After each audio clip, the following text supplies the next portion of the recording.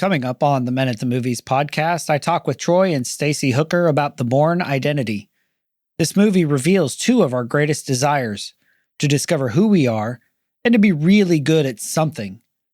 And even though Jason couldn't remember his past, his actions revealed his true identity. If we stay here, we die. Join me on the journey as we discover God's truth in this movie. The movies and stories we love are gateways to see ourselves and God in new ways.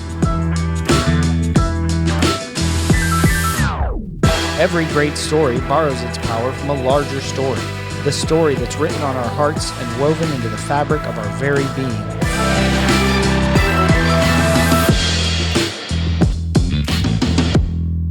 Hello and welcome to the Men at the Movies podcast. My name is Paul McDonald, and joining me from probably not the UP, but up in Michigan, it's up from me, is Troy and Stacy Hooker. Hey guys, how are you doing today? Hello. Good. We're doing great. We're in the lower peninsula. We're actually considered trolls, is what they call us. They do, because we're below the bridge. Yeah. Wait, who's they?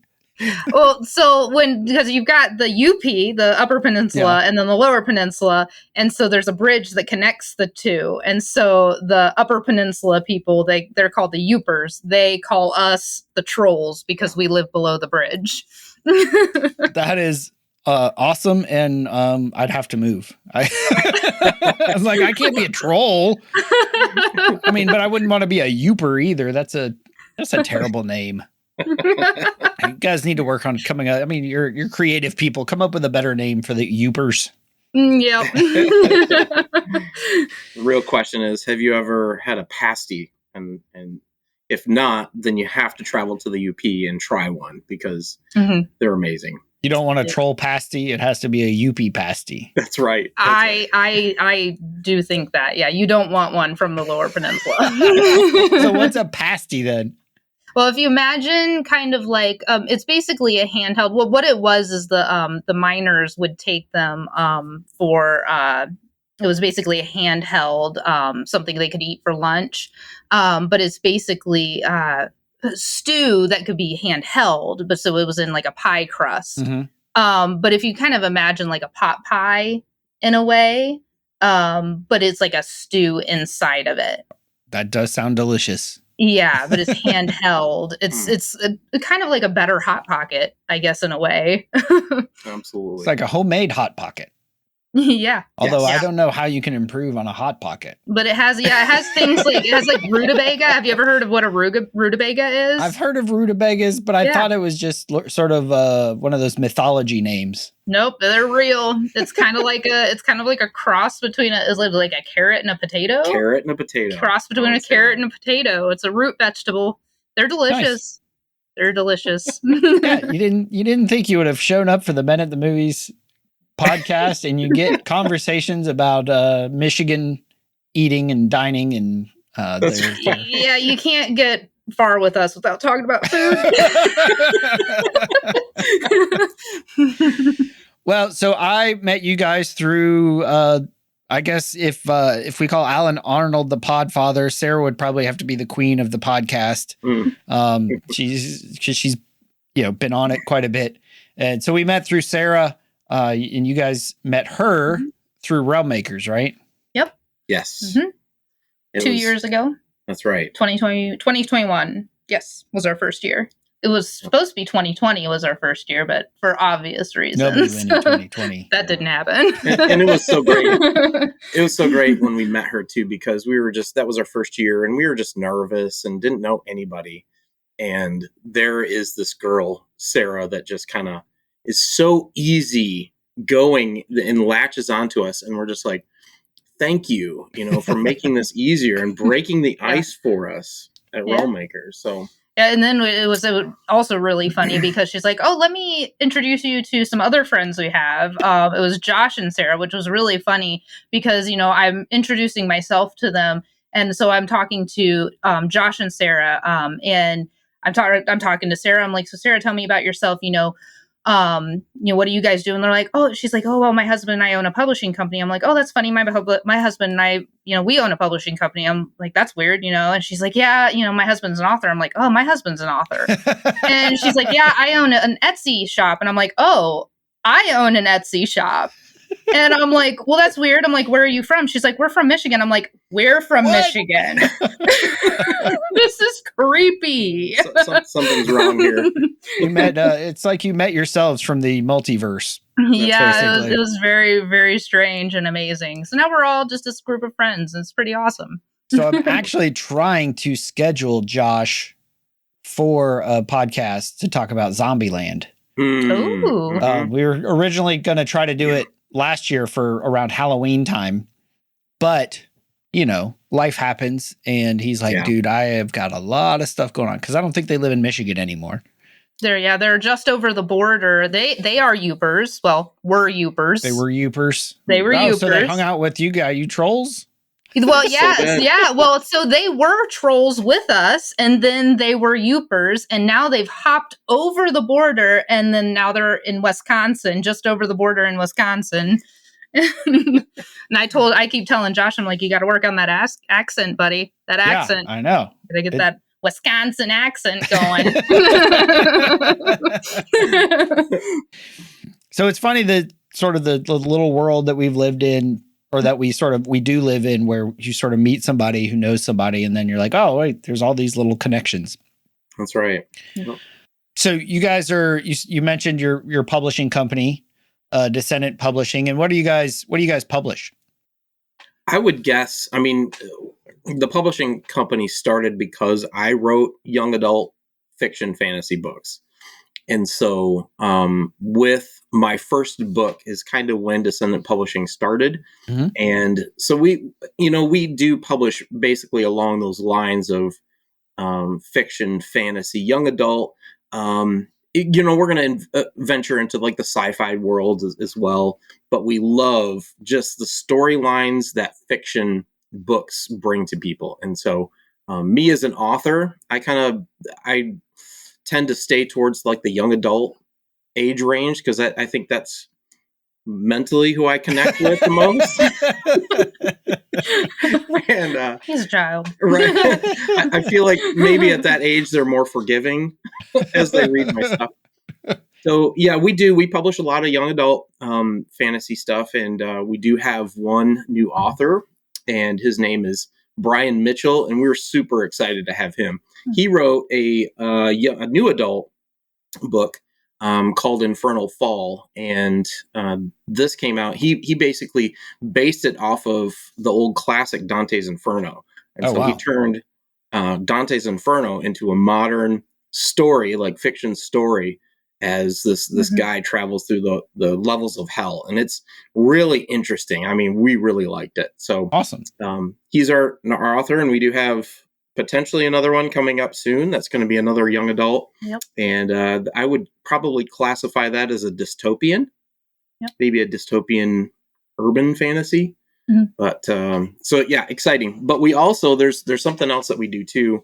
We like to publish our books with the potential for adding a literacy aspect to it. And so with my first book, and it was kind of the pilot program, we actually published a curriculum to go along with it that has a chance for, parents to hand to their kids. You can read this really cool book, but here's also some vocab and some comprehension questions and some life questions and, different relationship type, situations that they can deal with as they read through the book. And so it's a companion bundle that they get to do. So we have the educational aspect to it as well. Yeah. Gotcha. Because you're both former teachers, right? Yes. Yes. So that makes sense of sort of joining up your love of fantasy and fiction and teaching as well. Oh, yeah. So true. It's almost like, God did that. Almost. Right. So, when Sarah made the pitch to you guys, and Troy, you helped Sarah with her website as well, which is awesome. Forgedinfilm.org. And And so when she connected us, I think this was all Troy, because Stacy, you don't like action movies.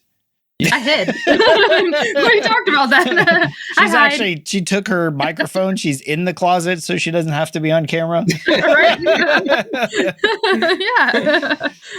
Yeah. So what made you pick, the Bourne Identity? Not that, I mean, it's a great movie. It's one of those that sort of, I think, established a whole different world that people enjoy getting into. And Right. so what triggered it for you that you're like, man, I want to do this one? I'm just going to go and start off with honesty and say, I didn't really see God in the movie in the beginning. Mm-hmm. The movie for me has always been my favorite because I don't know, there's this like innate thing that I've always had that I just love the spy world. And I can't explain it any other, way than that. But it fascinated me to see that. And so when I watched the Bourne Identity for the first time, that, there all the whole aspect, the environment that the movie was filmed in, the soundtrack and all that stuff, it just totally captured me. And it was probably the time in my life too. I think the movie was 2001. 2002. Yeah, Yep. 2002. Yep.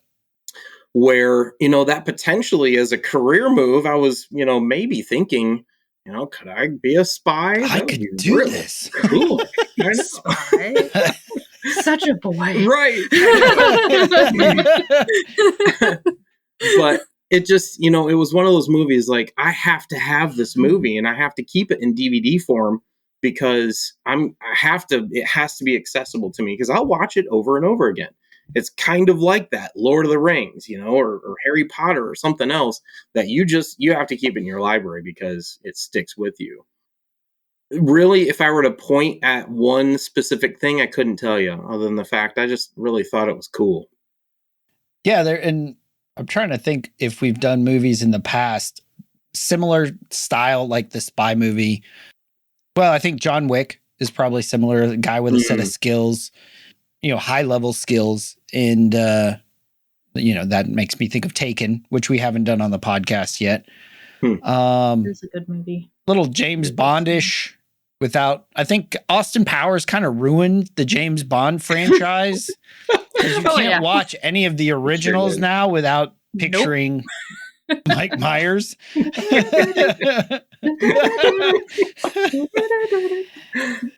But there's this idea, right, where he's really, really skilled at something. Mm-hmm. Which I don't know about you guys, but I actually had this conversation a few weeks ago with some of my friends of, I wish I was as good at something as you guys are. Like, I mean, they're like talking all this stuff. They're software. Some of them are software developers. So they're talking high level stuff.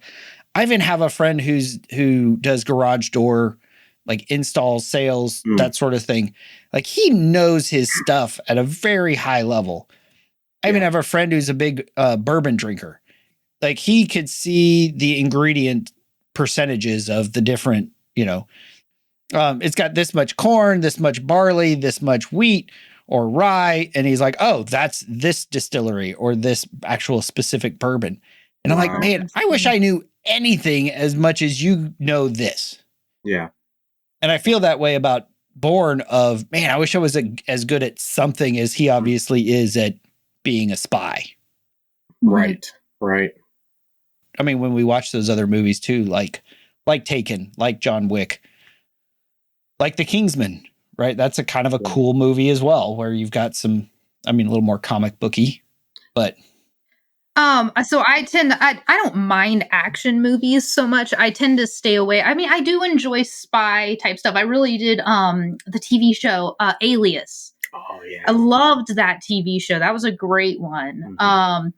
And I do love the Bourne series. But I do tend to find myself staying away from, especially more, modern spy and, action movies like this one.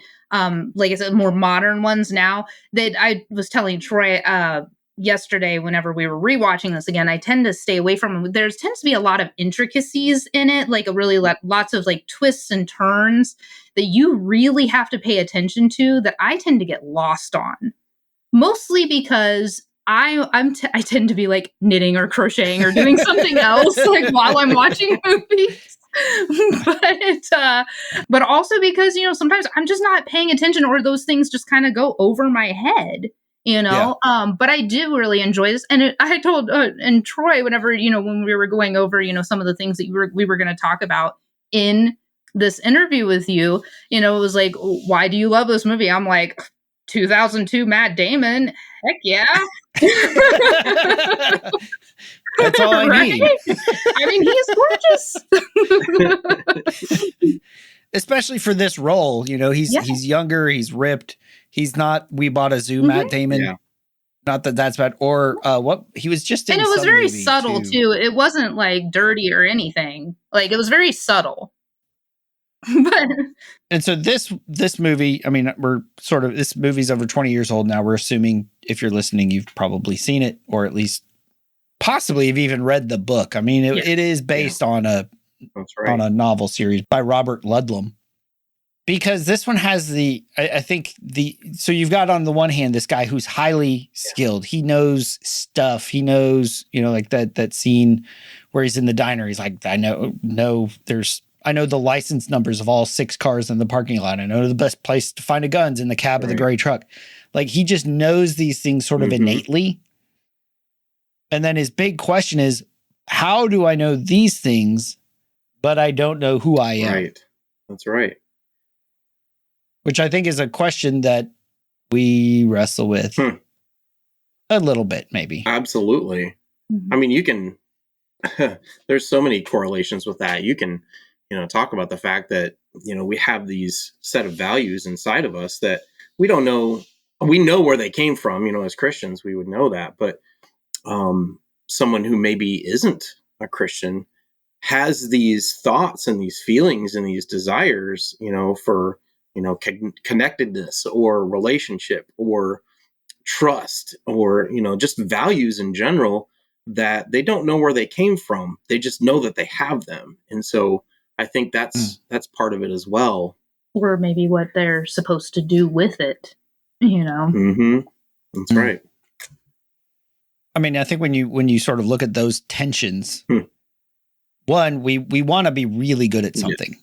Nobody wants to be like super mediocre. Everybody, you watch the Olympics, so you watch the best of the best, or the playoffs of sports, or even the spelling bee, right? People want to watch the spelling bee to see these kids spell words they have no idea, they've never heard before. And at the same time, I think really it's revealing 2 longings in our hearts. One is to know who we are, and one is to actually have this special set of skills to do something awesome and amazing, and in a very much more practical sense, even just make it through our day. Like it'd be nice to know how to fix the computer so that it works right. Right, Stacey? It'd be great if we could figure out how to take a book that's ready to publish and put it in an ebook format seamlessly. Hitting the nail on the head a little too. A little too close to home. You're pressing buttons, Paul.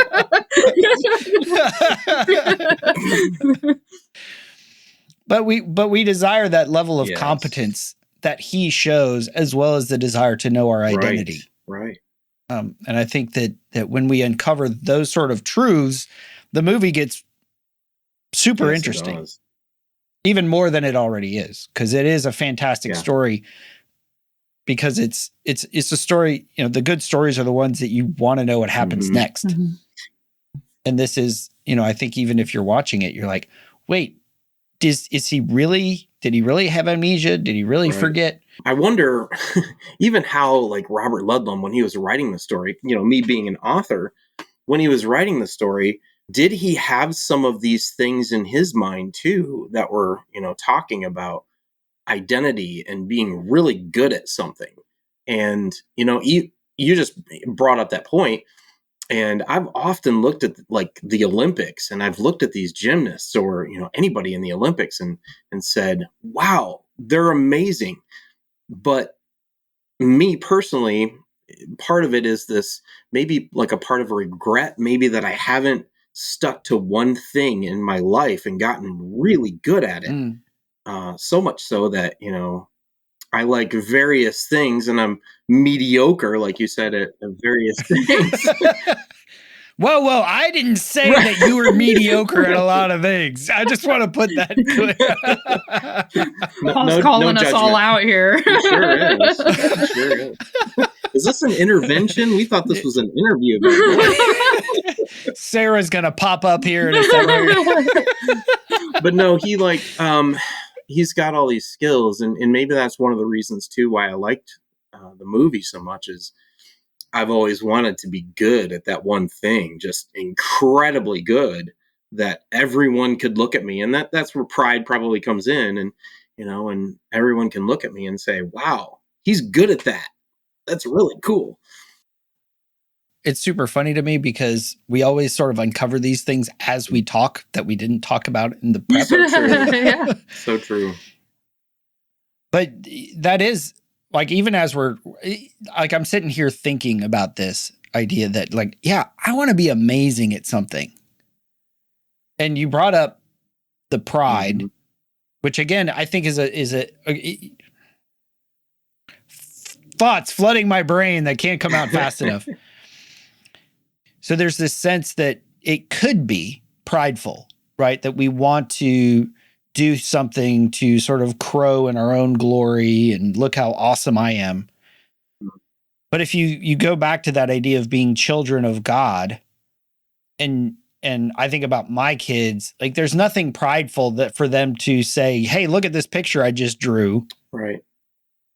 And as a father, how would I respond? But then even as we're living our lives, how would God respond? To say, how would it feel like to take what we sort of feel, are afraid, we might know it's sort of mediocre, but God to say, wow, that's awesome, and put it up on the fridge in heaven. Right.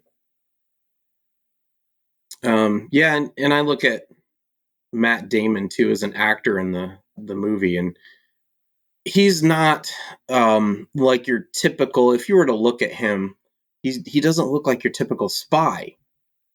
He's a nice guy. You can tell he's a guy that I want to be friends with. He's just in a lot of ways, maybe like I used to be, or what I was growing up, is just this nice guy. But there's this other side to him, that he has these underlying set of skills that, that he kind of has kept hidden for so long, and now they're starting to come out again. But, maybe it is based on pride and the fact that, I want that. I want to be able to do something like that, and maybe not show it to the world, but have it there so that if the world ever asked me about it, then I could show it to them, whatever it might be, whatever it looks like. So I don't know. You're bringing up a really good, like, I'm seeing this dynamic in my head of when our desire is fueled, motivated by pride, our desire to glorify ourselves, then we do end up doing things that we wouldn't ordinarily do. It's true. Right? You end up being Matt Damon or not Matt Damon. You end up being Jason Bourne before Wombosi's boat. Yeah. Where you're killing, as I told you guys, I watched the second one last weekend with my son as well. And you to get a continuation of the story, you kill this couple in Berlin because you were told. Right. Because, hey, this is your moment. This is our time to prove ourselves. Versus what we see with his interactions with Marie. And I'm going to throw it to you, Stacy, here in a minute with your favorite scene. But because there's this aspect that he is a really nice guy, but the world doesn't always need a really nice guy, especially when we've got an enemy. And we'll talk about him in the form of Conklin here, probably towards the end. But what we see with Marie, he is dangerous. Jason Bourne's a dangerous man. but he's never once dangerous to Marie. He's actually dangerous to the people who are trying to get her, right? In that scene in the car where he's like, I'm trying to help you. I'm trying to do the right thing. And it's weird that she throws out nobody does the right thing. That's a killer phrase right there from the movie. You're right. But your favorite scene was when they sort of get busted. They're out on the town. I think they were investigating the morgue. And they go back to where they were staying, and the cops are flooded, and they see on the news that Jason Bourne is a wanted killer. He is a dangerous man, right? She sees it there on TV. She freaks out because there's that tension of, oh, I thought you were a nice guy. And then even in his apartment, he kills somebody. He's still protecting her. And I'm not trying to promote any sort of misogynistic, protector stereotype, but this idea of being dangerous for what purpose, for what reason, and then talking about specifically that scene with you, Stacy. Why did that scene where she's sort of wrestling with that tension, why is that one one of your favorite scenes? At this point, she's actually just straight up confronted with the fact, we know up to this point, she's been wrestling with the idea that, he's dangerous, right? She's probably even, wrestled with the idea that he could be an assassin, right? I mean, what other reason would he have had to, kill another assassin in his apartment? She's had to be wrestling with that before, but now at this point, she's confronted with the actual fact, right? Not only are they after him, they're now after her. I mean, she's also, again, she's known this before, but now it's clear as day, right? And so now she's like, I can't do this, right? I want to leave. I want to go. And for me, we're looking at this, in how does this, relate in kind of a devotional type of spiritually sense. And I'm sitting there looking at this going, he grabs her and he looks her in the eyes and says, if we stay here, we die. And I literally just thought, if we stay in our sin, you die, you stay there, you're dead. And then and how she needed him, a partner, to remind her of that, to just look her in the face and say, you stay here and you die. We have to keep going. You had talked earlier too about the parable of the seed. And how, if, as a new Christian too, that if we stay where we're at, let's say we come to Christ and we're on this new journey to follow Jesus, and you can stop there. You can be redeemed, right, and you can be this new Christian. And yes, you may have this new set of values. Yes, you have the Holy Spirit in you, but you're also have this option to grow in your faith. And when you stay where you're at, you're not growing. Yeah, what we were saying is what we always hear, and we worked with teens a lot, and what you hear a lot, especially around teens a lot, is the come as you are, right? You hear it, come as you are, and I love it.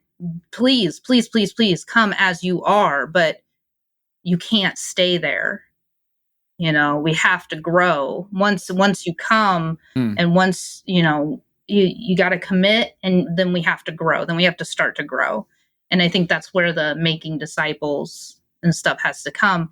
And so that's where, I don't know, that's just that whole, you stay here, you die kind of, we've started running from our past.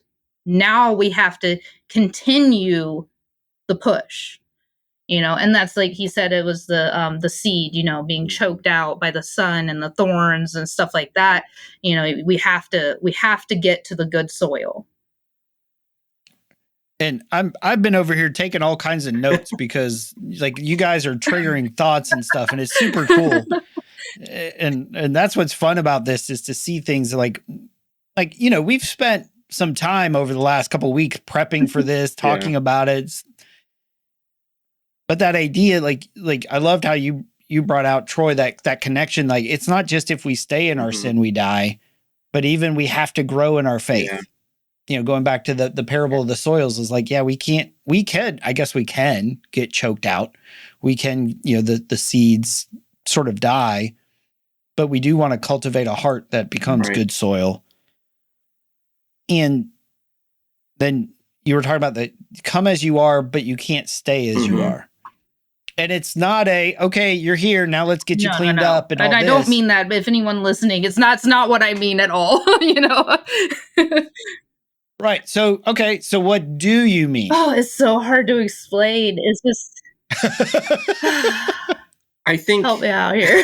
Help me out here. Because it's so hard to explain. No, I do understand. I think one of the things that would be a good analogy or a good portrait of what she means by that is the fact that, we'd have chapel every week at this Christian school that we taught at. And we'd have a new pastor there, a new preacher there, to preach to the kids. And oftentimes there wasn't really a topic presented. It was, kind of led by the Spirit. It was, if you would like to say this, you can, but there's really no limitations. And so we'd have a lot of pastors that would get up there and they'd talk to the kids, and it was awesome. They did amazing, all the time. But they would always present it from this perspective of, a starting point, starting where you're at, and never a growth mindset. And so this come as you are has to be coupled. I feel like it has to be coupled with come as you are, but you can't stay here. You have to keep moving in your faith. Once you make this decision, it's a whole life change, and this life is not perfect, and you're going to have to learn how to deal with some of this stuff. Now that you're on the run from the enemy, you are dealing with spiritual warfare. It's where the spiritual warfare comes in. Yep. And so you got to keep moving your feet to keep going. Right.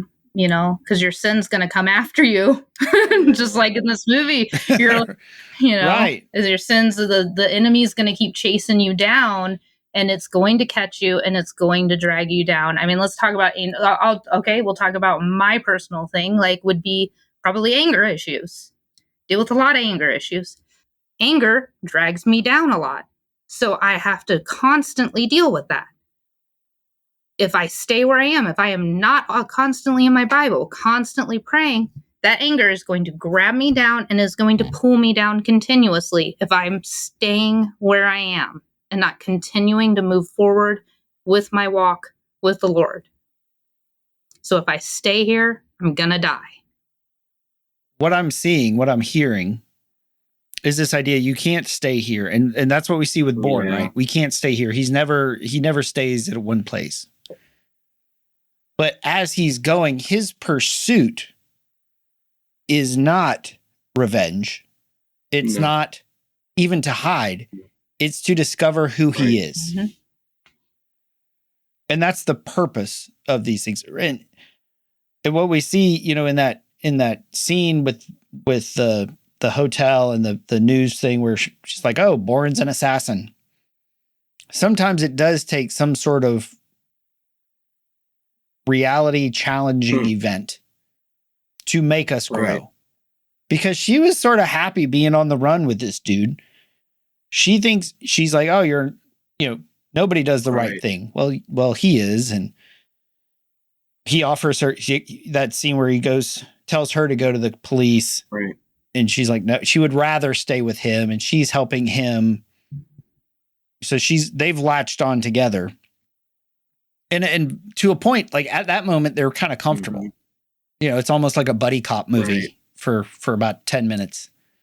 And then that happens where it sort of shakes her reality, just like when she sees him kill the assassin in the apartment. Yep. And it does take those reality shaking events sometime to get us out of that comfortable spot where we want to stay, No, I kind of like gallivanting across Europe with Matt Damon. Who in wouldn't? 2002, right? Sign me up for all of that. No, I really appreciated that scene too, because it kind of shows, like, this relationship as it's developing. Matt Damon, or Jason Bourne at this point, he knows what they have to do, and that means not stay there. They cannot go to the police at this point. It is not the time to do that. And he knows for her that what she and her decision to go to the police is going to, result in. And so he is trying so hard to protect her against what the possibilities could happen, if she were to choose that path that she was going to go down. To the point where it's this kind of like this tense scene between the two, where he actually throws her up against the wall and is like, no, you are not going to do this.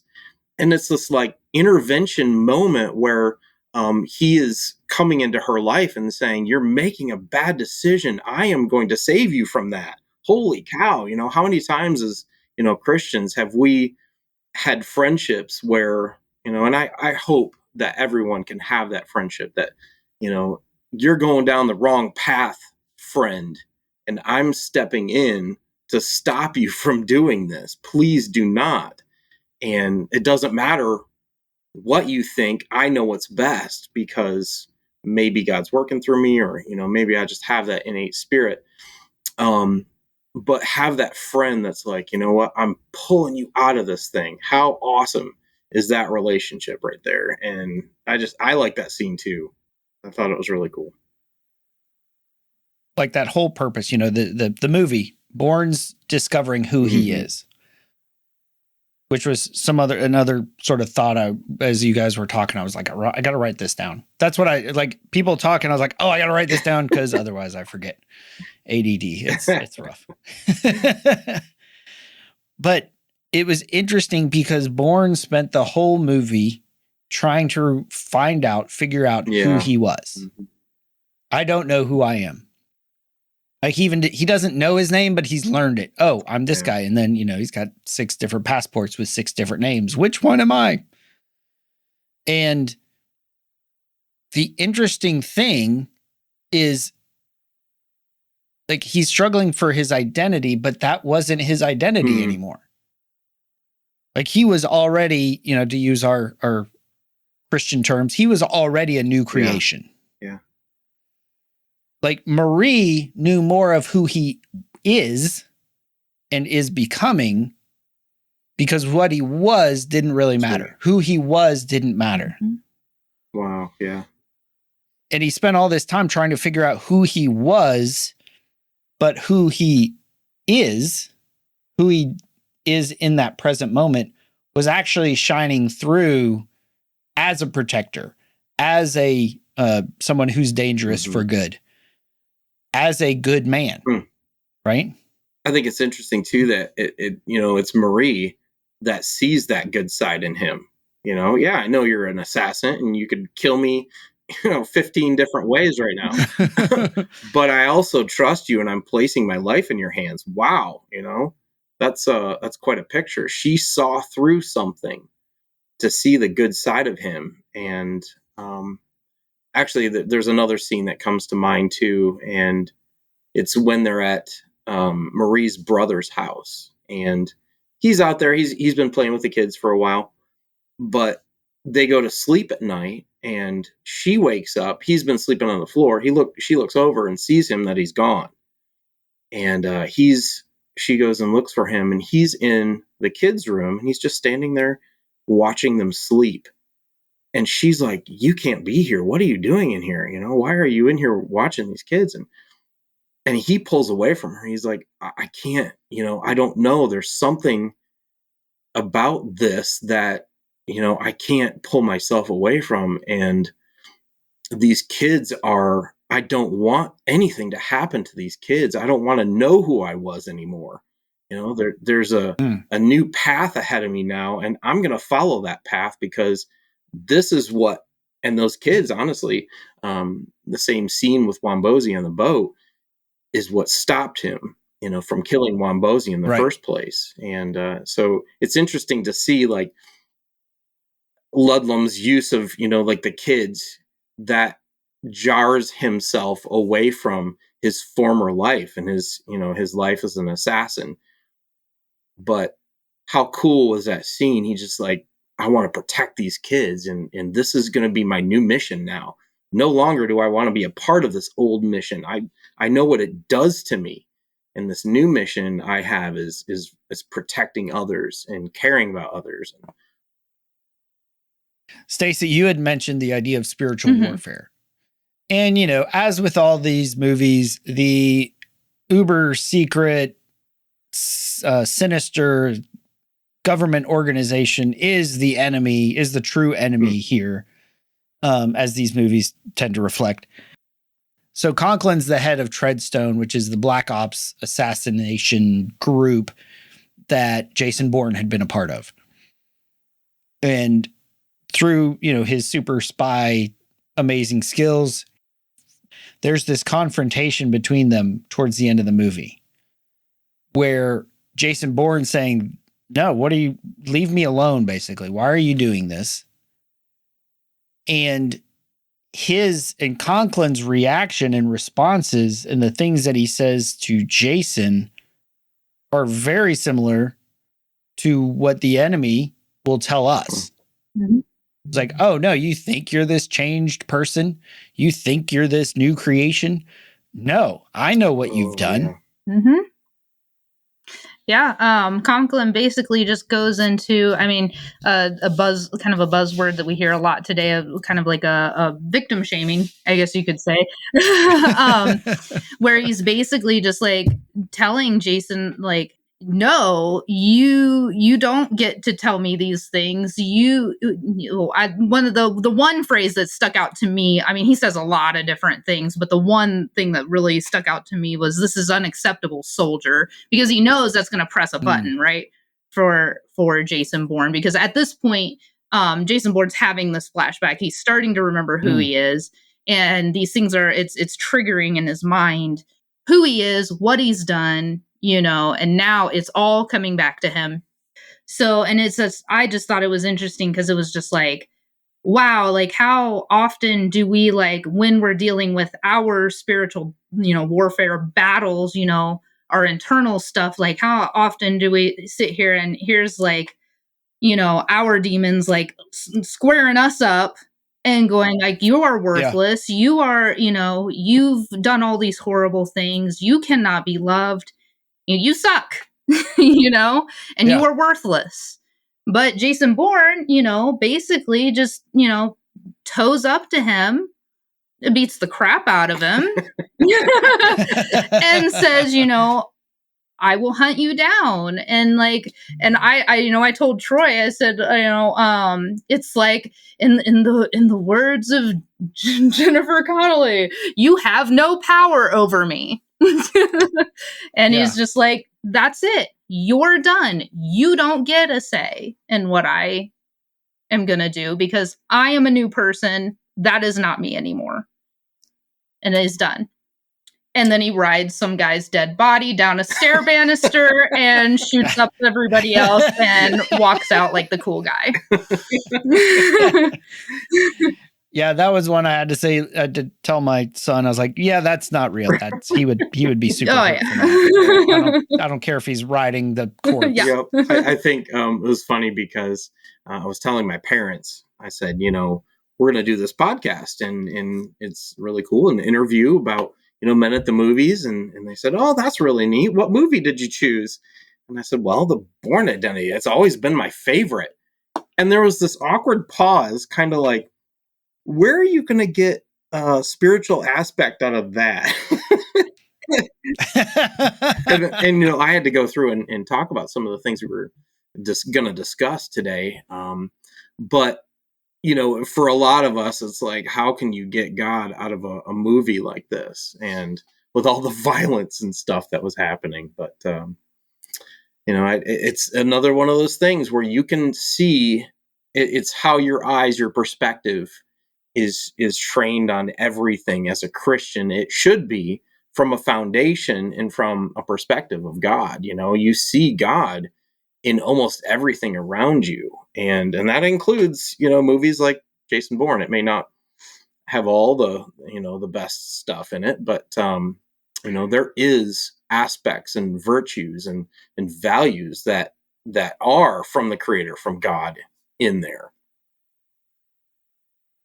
Yeah. And I mean, we even sort of toyed around with this idea of looking at this story as Jason Bourne, as that moment on the boat, as the moment, like you could parallel it to becoming a Christian. Like that's the moment of his conversion, right? Of his repentance, of his turning away from his old life to a new life. He's like, I'm not going to do this anymore. And so then you see him trying to figure out who he is, because for somebody who sort of comes into relationship with Jesus, right? Oh, I know who I was, but I don't know who I am. Right. And especially when then you've got friends who may be from who know your ugly past, your ugly history, and some of your ugly present. Right. That's right. And they remind you, I loved how you threw that in there, Stacy, how the Conklin, the enemy, said, "This is unacceptable, soldier." He was reverting to an authority structure. Yeah. And the enemy will do that to us. They'll say, "No, you're garbage. You need to, oh, you think you're going to give up porn? Whatever. Oh, you think you're going to not be angry anymore? Whatever." Like, get in. This is unacceptable. This is who you are. And what we see with Bourne is that what you said, you have no power over me. That authority worked when I was listening to you, when I was part of that team. But as believers, Satan has no more authority over us. Sin has no more authority over us. Like, Jesus has been given all authority. I'm actually going to play that clip because I think it is powerful towards the end of the movie where Jason remembers his past. Conklin sees that he remembers, but then you see Jason taking the authority that is now his, and in a lot of ways is now ours through Christ. That's right. No, you do remember, don't you?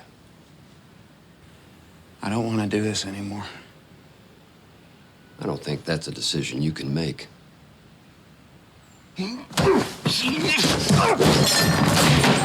Jason Bourne is dead. You hear me? He drowned 2 weeks ago. You're gonna go tell him that Jason Bourne is dead. You understand? Where are you gonna go? I swear to God, if I even feel somebody behind me, there is no measure to how fast and how hard I will bring this fight to your doorstep. I'm on my own side now.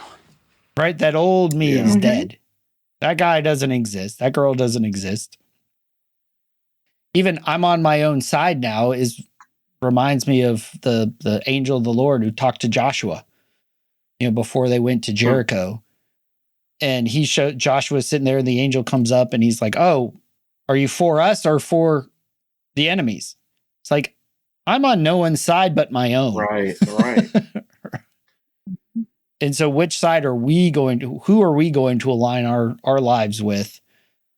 One of the things too about that scene that I really liked, it wasn't in the clip, but he says, "You're a malfunctioning $30 million weapon," which says a lot to me. And it kind of reminds me of the fact that, Satan is on this earth and he is pouring a lot of time and effort into destroying humankind. And he's going to pour himself, his time, money, efforts into destroying whatever he can destroy. And he's not going to stop. We have to make that conscious decision every moment of every day that we're going to live for God, not for the things of this world, not for this other entity that wants a piece of who I am. And it's an internal struggle that we have the rest of our lives, unfortunately. Every person goes through it. Every Christian that wants to get away from their past, no matter what that past looks like, killing people, whatever that is, they have this conscious everyday struggle to do things a different way. And that way is, based on Jesus's path.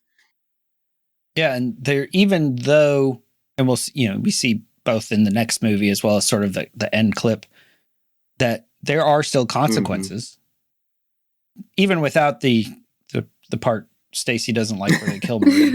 I don't like it either. I thought she was awesome. Yeah, nobody likes it. You're like, oh, it's unnecessary. Terrible. But that idea that, he wakes up still having nightmares. Yeah. They're still having to hide. Right. And there are still consequences to our past, but and he uses his spy skills to find Marie. But again, going back, I think to that idea of that I want to be amazing at something, he sets aside sort of the amazing skills, and apparently they opened some sort of like surf village cafe or something, which is probably, again, is like, wait, I'm really good at this killing, spying, espionage stuff, but I'm setting that aside because that's not who I want to be anymore. Even though those skills are still, he still runs, he still practices, he's still sharp because he knows he might need them again sometime. That's true. So those skills are, based on our relationship with God, and we have to arm ourselves with the weapons of the word. And you think of, Jesus when he was tempted by Satan. It's this really interesting interaction between him and Satan, because, from the beginning, you have to ask yourself, why is Satan tempting God to begin with? Does he even think he's got a shot to, get him to sin? This is crazy. But, Jesus was human. He had that humanity built in him. I think Satan was trying to appeal to that human side of his nature and get him to stumble, because if he did right in that moment, oh my gosh, can you imagine like the ramifications that would happen if Jesus were to give in to that temptation? But he didn't. So that was necessary at that moment, I think, in the scriptures. But we have to arm ourselves, because Jesus at that moment when he's being tempted, all he does is he uses the word of God to defend, against Satan at that moment. And those words from, the scriptures that we read today are our weapons, and they have to be our weapons against, whatever Satan throws at us. And so that has been a conscious effort in my life, and I'm terrible at it. I miss reading my Bible every day. And I'm in the middle of Leviticus right now. And so we're talking about, we're learning. It's a tough spot. Yeah, it is a very tough spot. There's all these sacrifices and all this stuff. And so sweaters for too high prices, straight to jail. Right. Yeah. And it's like this, I have to pray and ask God, show me what you have for me in this passage today. And oftentimes I close the Bible and I kind of just look off, and I'm like, well, maybe he'll show me something later. But it's still important, because God does. Every day he brings up something that I read, and he's like, see, this is why it's in here. This is why you read this. This is how it's going to secure you against the enemy on a daily basis. And you have to use these things every day. Well, and it's really interesting that what Satan attacked was his identity. If you are the Son of God. Ooh. Yeah. But Jesus had been secure in that because, I'm not sure the exact chronology of the thing, but just prior was Jesus' baptism, where he hears the validating words of the Father, where we see the Trinity appear in the Bible. Like one of the only times, it might be the only time, where we see the Spirit descending, we hear the Father's voice, and we see Jesus in the river. And he said, "This is my Son whom I love."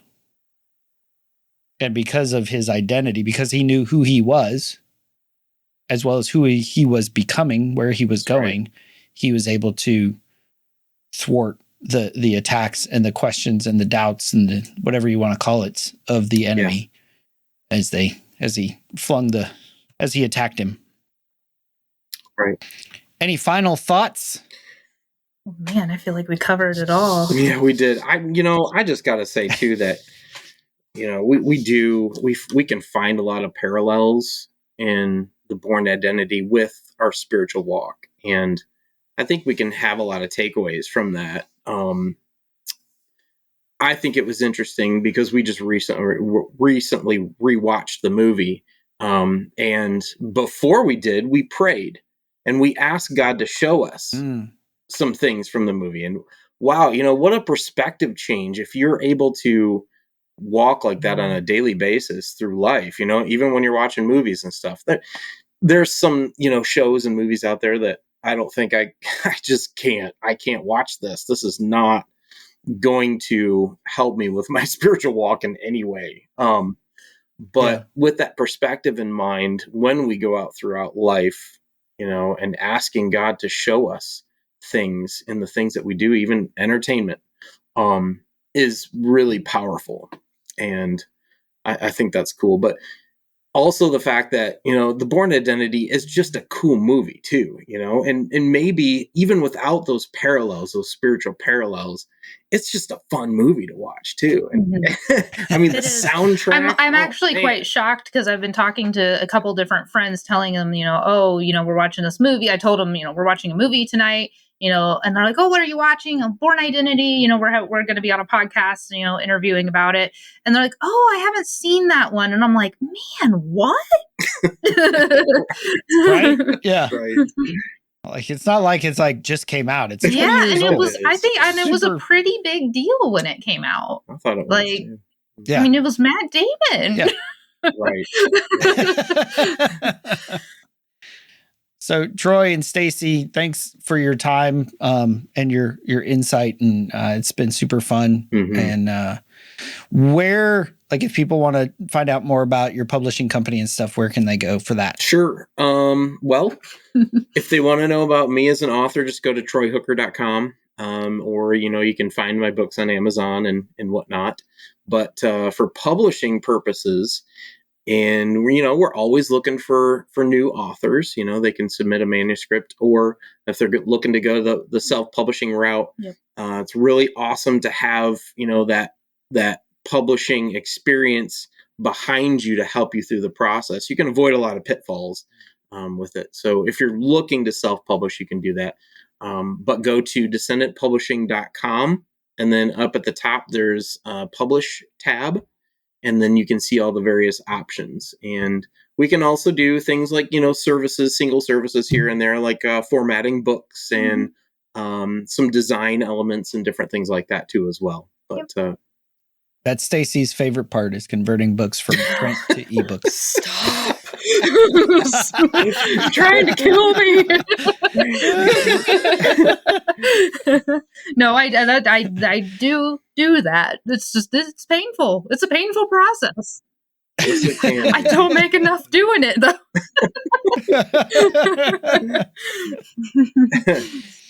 So thank you guys once again for being on the podcast. And so this has been Paul McDonald and Troy and Stacy Hooker talking about the Bourne Identity. I hope you enjoyed it, and I hope you join us next time here on the Men at the Movies podcast. Something inside has been awakened. I can no longer be who I was before. But if I am no longer who I was, who am I to be?